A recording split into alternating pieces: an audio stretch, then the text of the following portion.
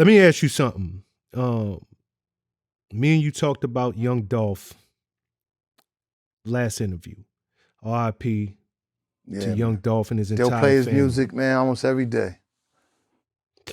You know the murder suspects, and we're gonna call them the alleged murder suspects. They made their second court appearance, and they still, we can't afford a lawyer.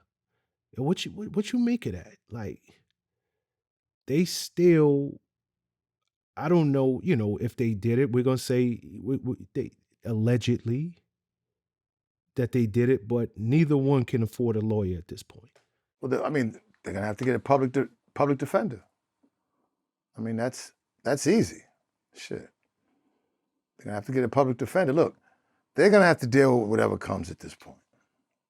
You know, whether again, allegedly. So,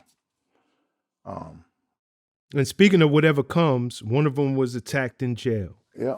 So, what you think? You think it's going to be a difficult ride for them? Of course it is, locked man. up? Of course it is. Of course it is. Dolph was revered. Dolph was loved. Even now, when you listen to his music, you really realize how great of an artist he was, and all the philanthropy work that he was doing with his hood. It's all coming out now that I didn't even know about when he was living. Like, you really realize how great of a man, father, talent he was, and it's just another example of our young men out here, because it's just not a loss with Dolph. Those two men got families too. It's a loss. It's a loss all the way around, and it's a loss for our culture and community. Every time a black man gets killed by a black man, it's a stain on our culture, and we got to do better. Every time a black man gets smacked in the face in front of 60 million people, we got to do better. It's a stain on our culture. We got to do better. We got to do better, man. And nobody's perfect.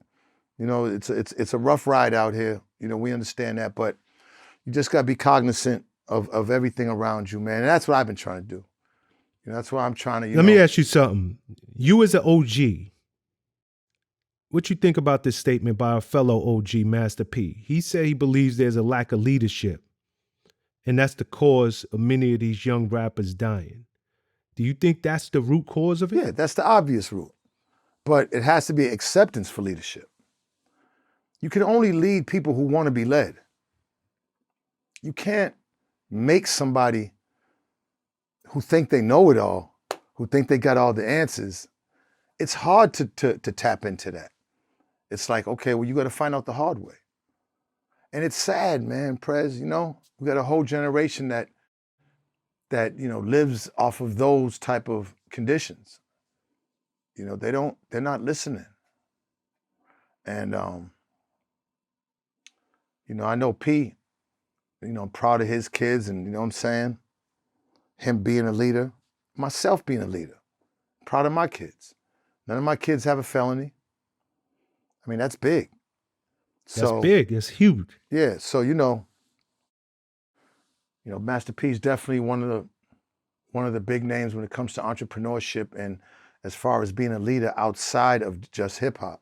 So, he's right. He's right.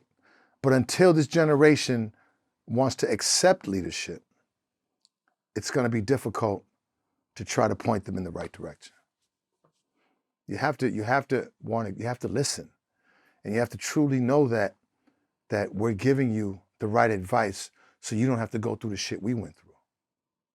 Because it seems like a lot of these kids are just like, they're thinking, their thought process they don't think ahead. They only live for now. They don't think of consequences, until it happens. And even when it happens, it's not like, this is what kind of rubs me the wrong way. When things happen with these kids, even when they go, they're not even really, they're looking at 2030. It's almost like when you look at their face, they don't even care. See, that's the part, like they're not even, it's like they don't even care. Like they don't even they're not sad. They're not, I mean, that's the part where to me, we know that there's a problem. Because even getting, there's guys, young kids locked up. My man just got locked up, my man Hops, and he was telling me he was in the unit And he said he was in a unit with a bunch of kids on murder trials, 20, 21, up in Boston. He said, just a bunch of kids. So there's a real problem in our hood. And, you know, I don't think people realize it, because another bad thing about social media is everyone's fresh and all the stuff and the polls and everything. You kind of forget of what's really happening out here. And we have real problems out here. And if they don't get addressed, it's only going to get worse for these kids. You're absolutely right, man. And you said it. You was profound with it. You said that they gotta be willing to accept. You know, they gotta be willing to accept that leadership. They have Prez, to be I willing. lived in Academy Homes Projects, and there was this place where all the older guys would meet. And my mother and father, my father was locked up, man. He was like, don't you stay away. I'd go every day, and I would sit on the ground, and I'd sit there for hours and just watch them. And they'd send me to the store, or they'd have me, but I would just watch them. You know what I'm saying? I couldn't wait to have conversation with them, or they said something to me. And then I'd ask questions. You know, I came up in the street, but between my father and those guys, I wasn't, I knew of consequences before I would do it. That's the whole thing of taking advice from somebody older than you. It just makes common sense. It's nobody trying to tell you what to do. It's just that they've already been through the shit that you're getting ready to go through. So why not listen so you can understand the consequences? It's about the consequences that you don't want to go through. And that, that's what this younger generation, they have to be open more, and they have to stop. Again, it goes back to he's old, you're old, he's old. No, we've been through everything that you're about to go through.